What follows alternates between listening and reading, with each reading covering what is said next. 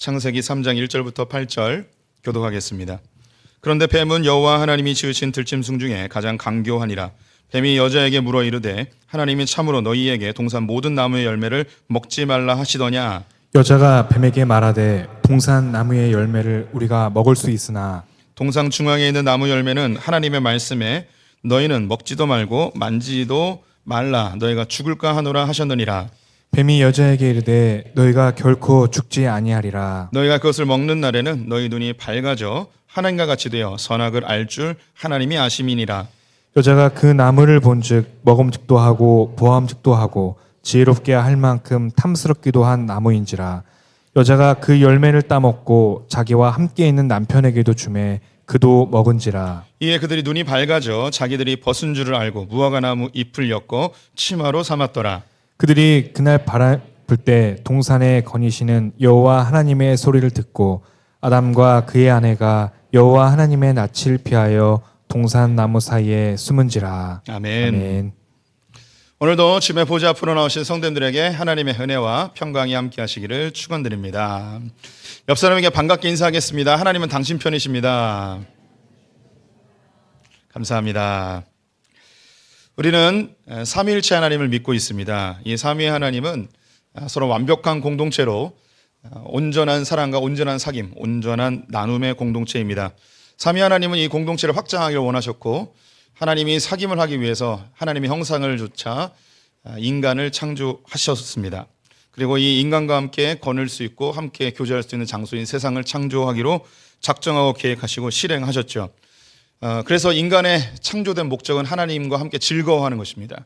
하나님 자체를 즐거워하고 하나님과 함께 즐거워하는 것이 인간의 존재의 목적이라 이야기하겠습니다. 그래서 인간들은요, 예수를 믿던 예수를 믿지 않던 관계없이 이런 완전한 공동체에 대한 사모함이 있습니다.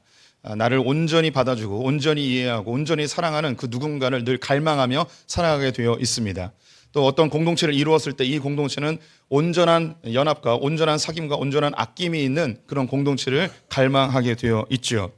이걸 좀 큰 그림으로 보게 되어지면 이 세상에 근심 걱정도 없는 어떤 낙원 같은 에덴과 같은 곳이 존재하기를 바라고 내 인생 어디쯤에는 근심 걱정 고통도 없는 편안하게 살 수 있는 그런 행복의 날들이 있을 것이라는 갈망을 가지고 살아갑니다.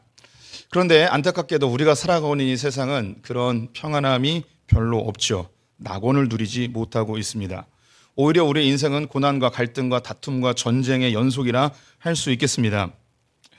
참 세상이 모두가 다 평화를 갈망하고 원하고 있는데 놀랍게도 이 평화는 잘 유지되지 않고 오히려 더 갈등과 다툼과 고통스러움만이 연속되는 것 같습니다. 때로는 너무나 인간의 악함을 발견할 때도 있고 인간에게 소망을 두기 싫을 때도 있는 것이 현실입니다. 왜 이렇게 세상이 하나님은 완벽한 공동체를 갈망하며 지으셨는데 왜 우리가 살고 있는 이 세상은 이처럼 갈등도 고난도 슬픔도 아픔도 전쟁도 이렇게 많을까? 성경은 그 원인에 대해서 알려주고 있는데 그것이 바로 원죄라는 것입니다. 원죄는 우리가 알고 있는 그 모든 죄의 근원되어지는 죄를 원죄라고 이야기하는데요. 사실 이 원죄는 우리가 다 이해하기는 사실 어렵습니다. 매우 힘든 주제입니다. 그리고 우리 성도들에게 원죄라는 이 단어 자체가 우리에게 굉장히 폭력적으로 다가올 수도 있습니다. 원죄, 즉 오늘 본문에 나와 있는 선악과를 따먹는 이 장면을 보시면 자연스럽게 드는 생각이 아담이 지은 죄인데 왜 우리도 같은 죄인 취급을 하느냐 이런 느낌이 들죠. 또 하나님은 왜 굳이 선악과를 만드셔서 아담으로 범죄케 하고 우리가 모두 다 죄인으로 살아가게 하셨는가. 선악과를 처음부터 만들지 않았다면 이런 고통도 있지 않았을 텐데 또 좀 더 구체적으로 지목하여서 왜 아담 할아버지는 그걸 왜 따먹어가지고 우리 인간 전체가 이런 고통을 당하는가. 이 원죄에 대한 것은 우리에게 의문과 더불어 여러 고민을 하게 만들고 하나님에 대한 원망도 그리고 마치 이 이야기가 신화나 거짓으로 느껴질 수도 있습니다. 그래서 철학자이며 수학자였던 파스칼은 이 선악과 원죄에 대한 이야기 이렇게 기술하고 있습니다. 확실히 이 원죄 교리보다 더 무례하게 우리를 화나게 하는 것은 없다.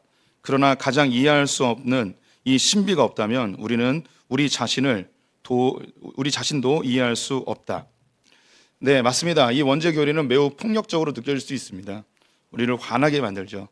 그런데 이 원죄는 우리를 설득하거나 이해시키려 하는 것이 아니고 이 세상의 죄가 왜 시작되었고 이 죄로 인하여 어떤 일이 벌어졌는지 알려주고 있습니다.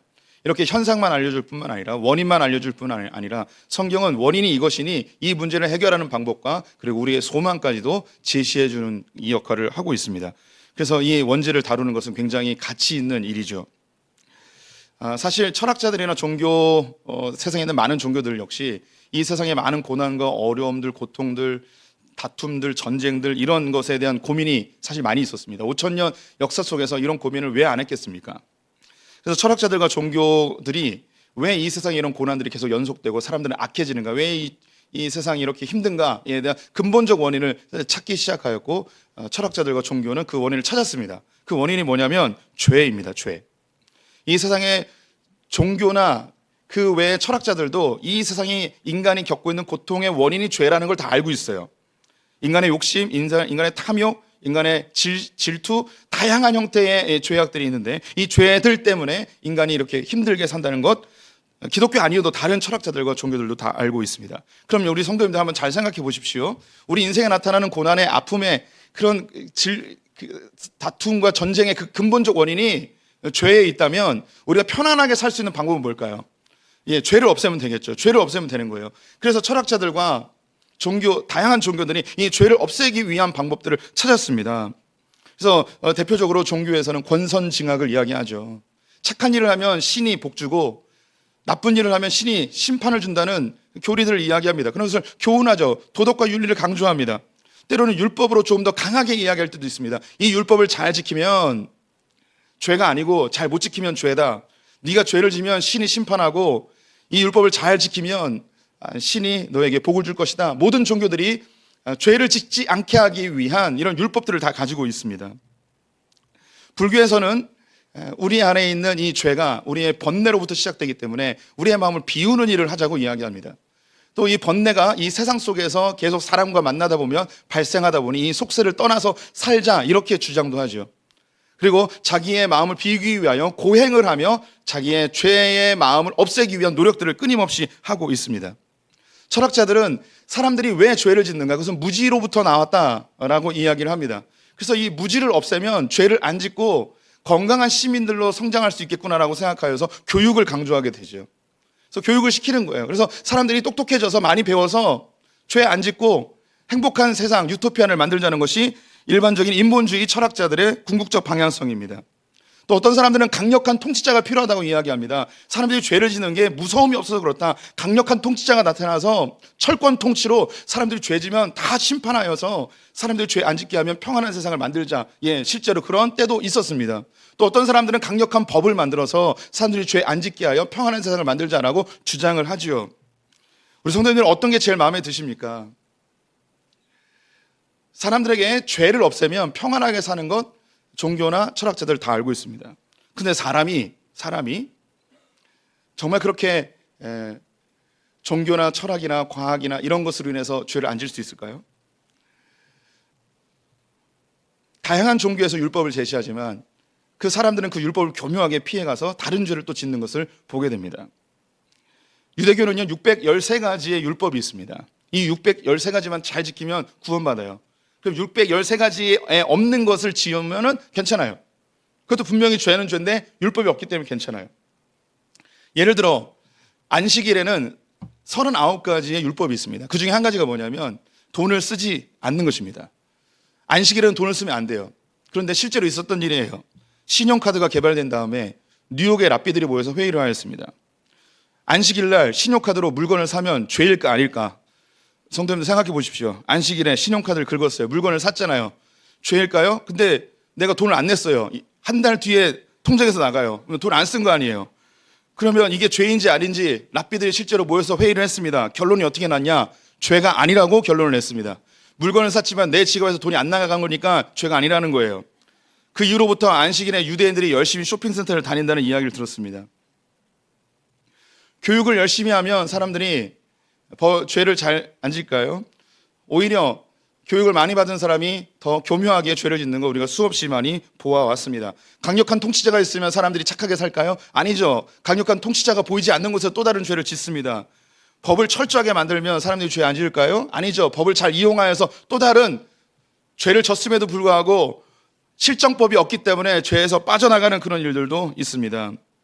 오늘날에는 물질주의 사회입니다. 물질주의 사회 속에서는 죄를 두려워하지 않습니다. 왜냐하면 물질이 많아지면 죄로 인하여서 나타나는 고통들을 예방할 수 있거든요.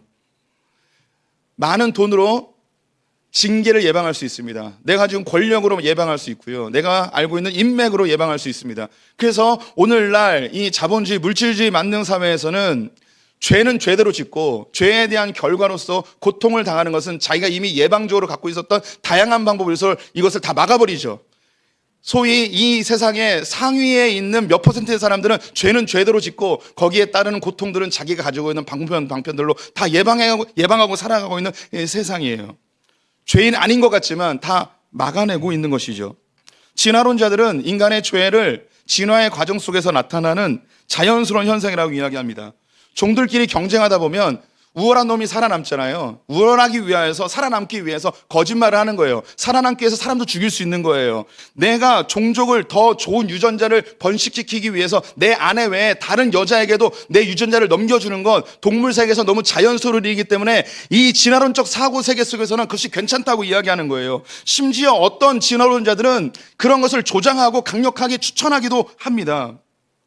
아까 말씀드린 것처럼 죄로 인하여서 우리가 고통을 당한다고 이야기하다 보니 오늘날에는 죄의 개념 자체를 없애버리려는 시도를 계속하고 있어요. 이런 사람들이 신무신론자라고 이야기합니다.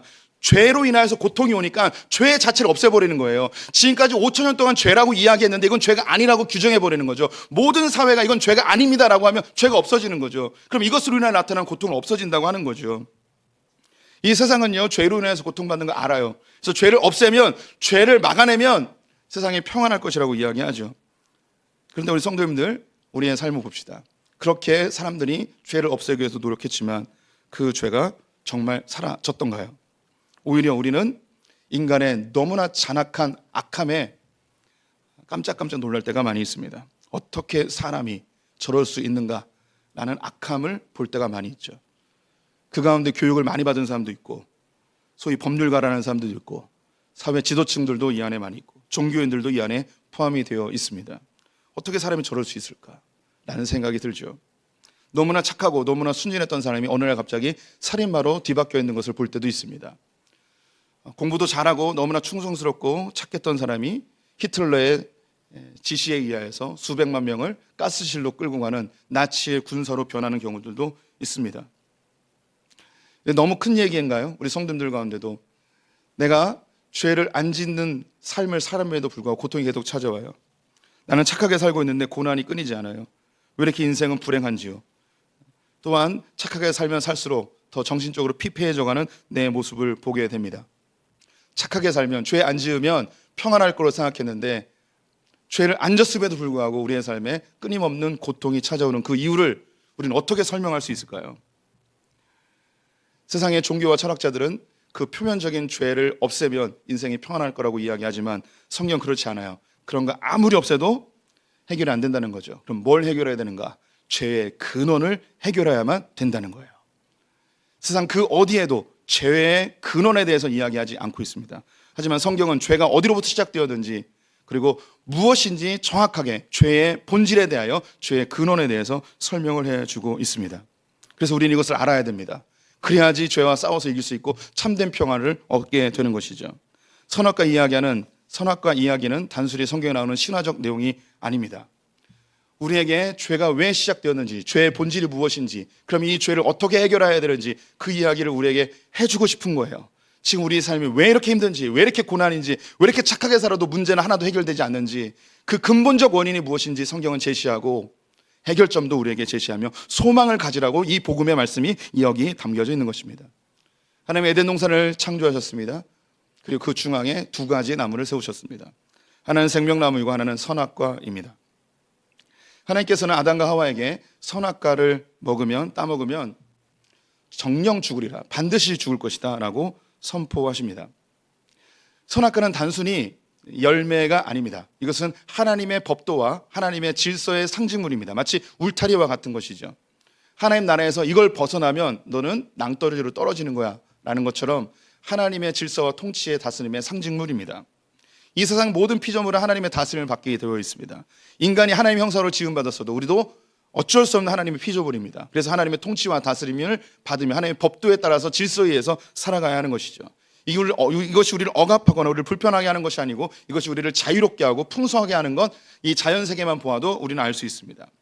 하나님의 질서를 따라야만 가장 행복하고 가장 평화롭고 가장 풍성한 삶을 삽니다. 제가 자주 이용하는 예화이죠. 물고기가 언제 가장 행복하고 자유로울까요? 물속을 헤엄쳐 다닐 때입니다. 왜 물속을 헤엄쳐 다닐 때 가장 행복하고 자유로울까요? 하나님이 물속에 살으라고 명령하셨어요. 그게 질서예요. 그런데 이 물고기가 물 밖으로 나오는 순간 두 가지를 잃어버립니다. 하나는 그가 누렸던 풍성한 삶을 잃어버리게 됩니다. 물속에서 그 자유롭게 먹었던 그 모든 생명체들 다 잃어버리게 되는 거죠. 또한 더불어 그는 두 번째 생명을 잃어버립니다.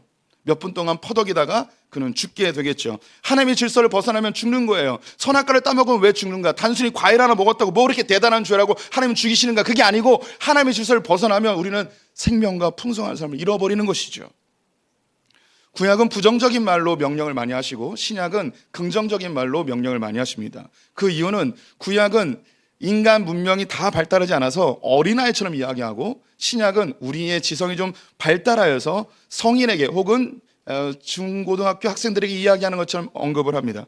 그래서 구약은 부정적인 언어를 많이 써요. 우리 성도님들도 아이들을 키울 때 어릴 때는 너 이거 하면 안 돼, 너 그러면 혼나, 너 맴매할 거야, 너 이거 하면 아빠 부를 거야, 경찰 부를 거야 하면서 부정적인 이야기로 아이의 삶을 조정하려고 하죠. 하지만 중학교만 넘어가더라도 너 이거 안 하면 때릴 거야, 때려보세요 라고 하는 게 우리 아이들입니다. 그땐 그렇게 하면 안 되는 거죠. 너 이거 잘하면 아빠가 핸드폰 새로 바꿔줄게, 너 시험 성적 올라가면 와이파이 놔줄게, 뭐 이런 것으로 좋은 말로 아이들을 이렇게 인도하죠. 그래서 구약은 부정적인 언어를 많이 쓰고 신약은 긍정적인 말을 많이 쓰고 있습니다. 선악과를 따먹으면 반드시 죽는다, 이 말은 부정적인 거죠. 이걸 긍정적으로 바꿔보도록 하겠습니다. 네가 생명나무를 먹으면 영원히 살겠다라는 말과 똑같은 말이에요. 그런데 이 생명나무를 먹으면 네가 영원히 살리, 이거 어디서 많이 들어봤죠. 신약에 오게 되면 이와 똑같은 구절들이 반복적으로 나오게 됩니다. 하나님께서는 이 선악과를 먹지 말라는 부정적인 언어를 통하여서 하나님의 질서, 하나님의 법에 의해서 살기를 바라셨습니다. 그런데 왜 하나님은 나무를 이야기하셨을까요? 왜 나무일까요?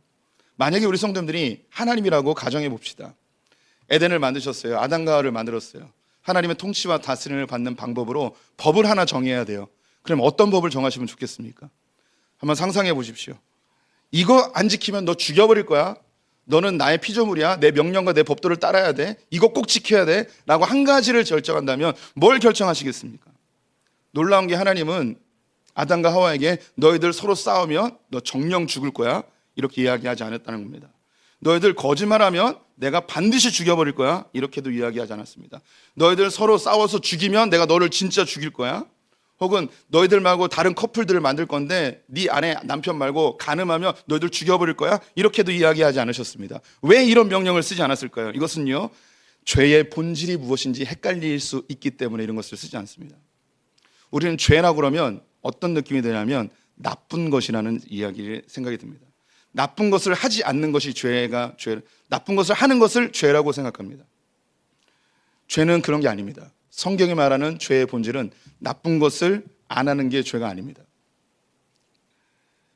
성경이 말하는 죄의 본질, 하나님이 왜 나무를 이야기하셨을까요? 선악과의 열매는 좋은 걸까요? 나쁜 걸까요? 생각해 보십시오. 선악과의 열매는 좋을까요? 나쁠까요? 좋은 겁니다. 왜 좋은 거나 이야기하느냐? 하와가 선악과 나무를 보았을 때 뭐라고 고백했냐면 탐스럽고 보암직하고 먹음직스럽다고 이야기합니다. 너무나 좋은 거예요. 너무나 매력적인 거예요. 죄의 본질은 여기에 있습니다. 여기 계신 성도님들이 나쁜 거 하라고 그러면 할 사람 아무도 없습니다. 그런데 좋은 거 하라고 그러면 다 합니다. 근데 죄의 본질이 거기 있다니까요. 내가 좋아 보이는 것을 너무 지나치게 내가 원하는 대로 할 때 그때 죄의 본질이 그 안에 담겨 있습니다. 하나님이요, 우리가 나쁜 짓을 하는 것이 죄라고 여길까봐 죄의 본질을 정확하게 알려주고 싶어서 좋은 것을 이용하여 이야기하셨어요. 근데 이것은 사탄도 정확히 알고 있었어요. 그래서 지금도 여전히 사단은 우리에게 죄의 본질을 흐릿하게 만들어버려요. 나쁜 짓 안 하면 자기가 착하게 살았다고 생각해요. 흔히 이야기하는 행위로 나타나는 죄 안 지면 나는 선한 사람이라고 생각을 하죠. 그런데 사단이 죄의 본질을 정확하게 건듭니다. 하와에게 뭐라 이야기하는가?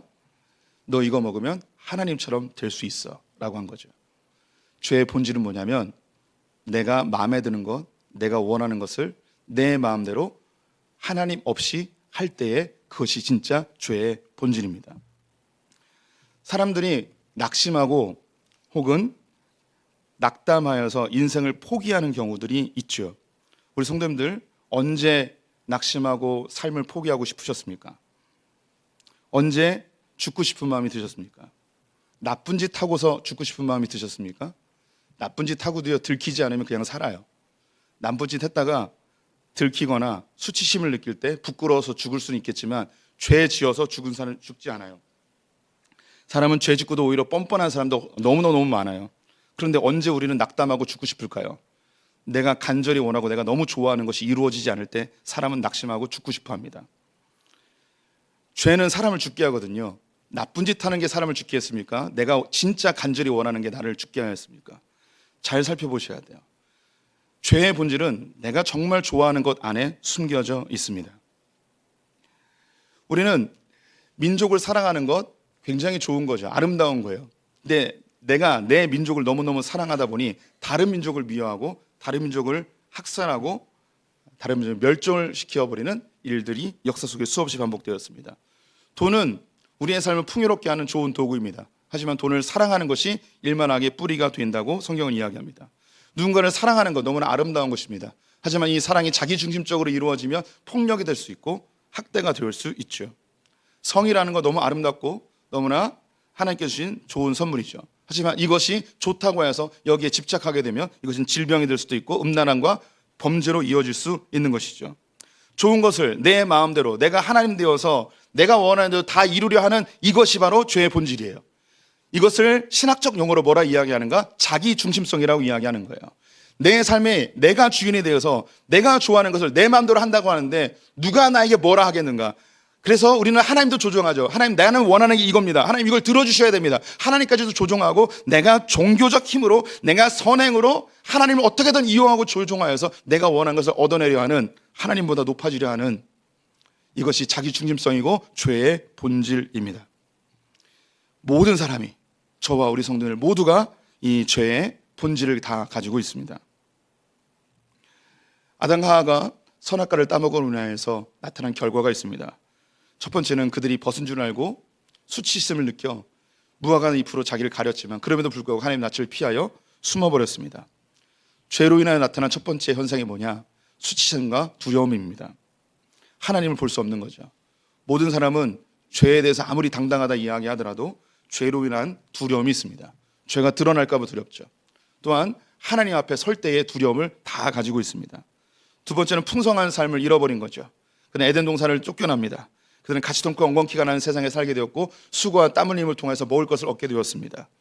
이것은 인류 가운데 지금도 유지되어지고 있고 풍성하지 못한 삶에서 우리는 늘 불만족 속에 살아갑니다. 아무리 많이 가져도 우리는 참된 만족을 누리지 못하고 살아가죠. 아무리 돈이 많아도 여전히 부족하다고 생각하고 우리는 모두가 다 너무나 풍족한 사회에 살면서도 자기는 가난하다고 생각하는 이런 시대를 우리가 살아가고 있습니다.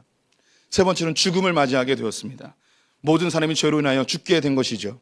그런데 우리 성도님들 참 놀라운 것이 모든 동식물들은 죽음을 자연스럽게 받아들입니다. 하지만 인간만큼은 죽음을 너무나 낯설게 받아들입니다.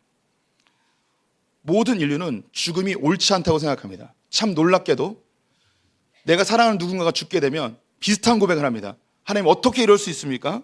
이렇게 착한 사람이 이렇게 빨리 데려가시면 어떡합니까? 절대 이럴 수 없습니다. 잘못된 겁니다. 이건 잘못됐습니다. 라고 소리를 지르죠. 죽음에 대한 우리의 태도는 잘못됐다는 거예요. 왜 모든 인간들은 죽음을 잘못된 것이라고 생각할까요? 죽음은 있어서는 안 된다고 왜 생각할까요? 왜 그럴까요? 왜 그런지 아십니까? 하나님이 우리를 창조하실 때에 죽음이라는 것을 감안하지 않고 만드셨어요. 우리에게는 원래 죽음이 없었어요. 죽음은 우리의 것이 아니었어요. 근데 죽음이 다가오니까 이건 틀렸다는 거죠. 모든 인생들은 죽음이 잘못됐다는 걸 알아요. 원래 우리는 죽지 말아야 된다는 걸 느끼고 있어요.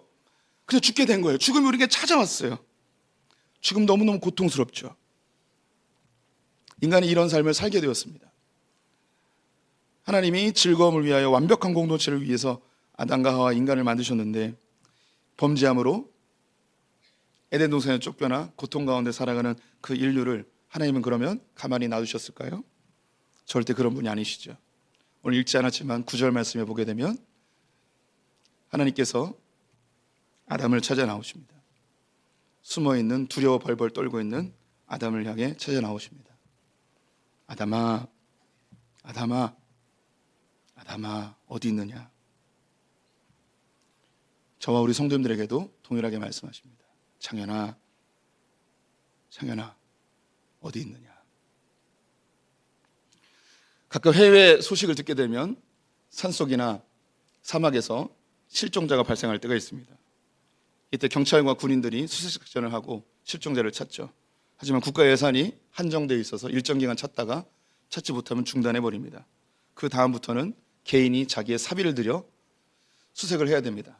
가끔은 상상할 수 없는 엄청난 금액의 수색 비용이 청구되기도 합니다.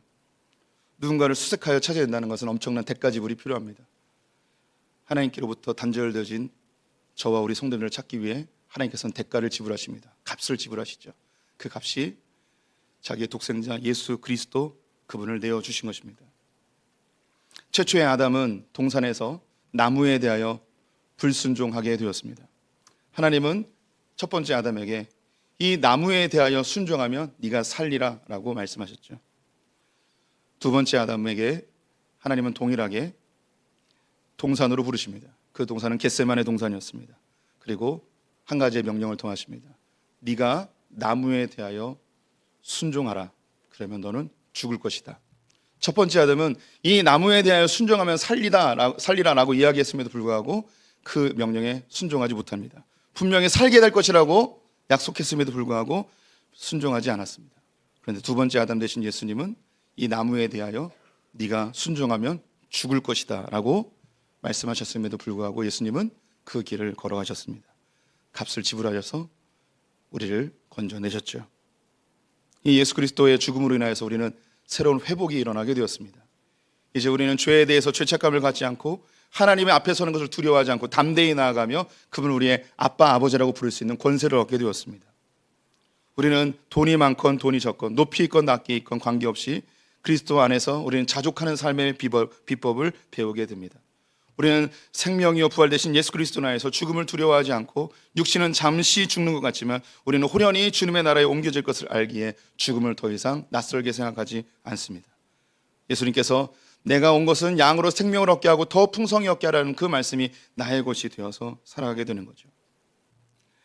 우리 성도님들, 죄의 본질은 자기 중심성입니다. 예수님께서 우리를 위하여 대신 죽으시고 우리에게 말씀하십니다. 우리의 마음의 왕자를 하나님께 맡기라고. 이제 나의 자기 중심성을 내려놓고 그리스도 중심적인 삶, 주님의 말씀과 주님의 방법으로 살아갈 때 우리는 이 땅에서 참된 평화를 얻게 됩니다. 우리 성도님들, 아무리 죄 안 짓고 아무리 선하게 살고 아무리 악한 일 안 해도요, 반드시 고난이 옵니다. 죄의 근원이 해결되지 않았기 때문이죠. 하지만 자기 중심성, 이걸 내려놓고 그리스도 중심적으로 살아갈 때 주님이 주시는 참된 평화를 맛보게 됩니다. 수고하고 무거운 짐진 자들아 다 내게로 오라. 내가 너를 쉬게 하리라. 나는 마음이 온유하고 겸손하니 나에게 와서 배워라. 그리고 너의 멍에를 벗어던지고 나의 멍에를 메어라. 주는 우리의 자기 중심성을 내려놓고 그리스도 중심적인 삶을 살 때 진정한 평안이 올 것을, 그 근본적 해결점을 우리에게 제시하고 있습니다. 우리 성도님들, 복음 우리 성도님들을 평안하게 합니다. 이 세상의 방법으로는 절대 평안할 수 없습니다.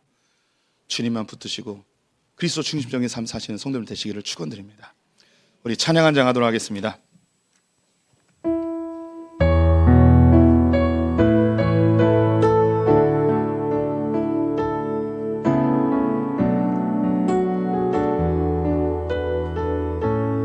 주여 우린 연약합니다.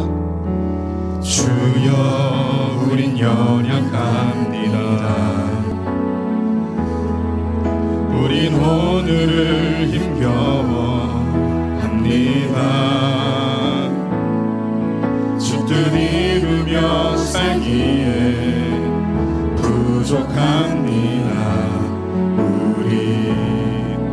우린 연약합니다. 주여 우린 넘어집니다. 주여 우린 넘어집니다.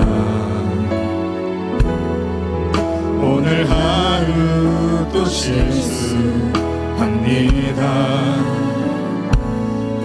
주의 긍휼을 구하는 죄인입니다. 우리 주만 바라봅니다. 한없는 주님의 은혜, 한없는 주님의 은혜, 온 세상 위에 넘칩니다. 가릴 수 없는 주 영광, 온 땅 위에 충만합니다. 주님만이 길이오니 우린 그 길 따라갑니다. 그날에 우릴 이루시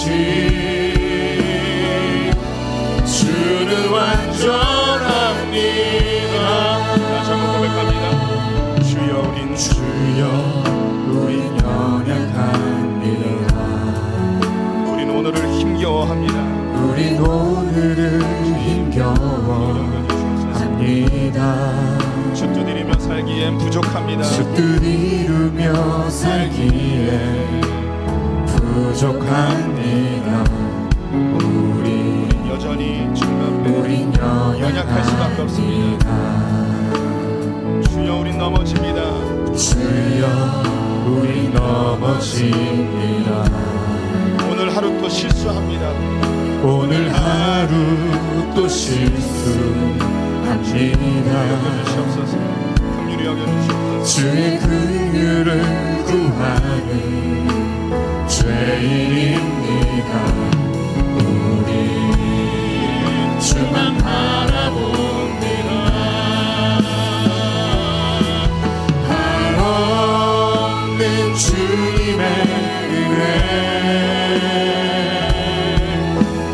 온 세상 위에 넘칩니다. 가릴 수 없는 주 영광, 온 땅 위에 충만합니다. 주님만이 길이오니 우린 그 길 따라갑니다. 그날에 우릴 이루시 주는 완전합니다. 하나님, 내가 좋아하는 것을 내 마음대로 이루려고 하나님도 조종하고 사람들도 이용하고 내 뜻대로 안 되면 분노하고 파괴하고 해하고 욕하고 아프게 하는 것이 죄의 본질임을 깨닫습니다. 좋은 것이라고 포장되어 있지만 그 안에 우리의 죄의 본질이 숨어 있음을 고백합니다. 자기 중심성을 내려놓고 내 마음의 왕제를 내려놓고 주님을 나의 왕으로 모시는 주님의 통치와 다스림을 받는 주의 법대로 사랑하는 주님을 쫓아가는 소표의 성도들 되게 하여 주시옵소서. 그래서 우리가 잃어버렸던 그 풍성한 삶, 생명력 넘치는 삶을 살게 하여 주시옵소서. 지금 우리 주 예수 그리스도의 은혜와 하나님 아버지의 무한하신 사랑과 성령의 교통하심이 마음의 왕자에 내가 내려오고 그리스도를 왕좌에 올리기 원하는 소풍의 모든 성도들 가운데 지금부터 영원토록 함께 있을지어다. 아멘.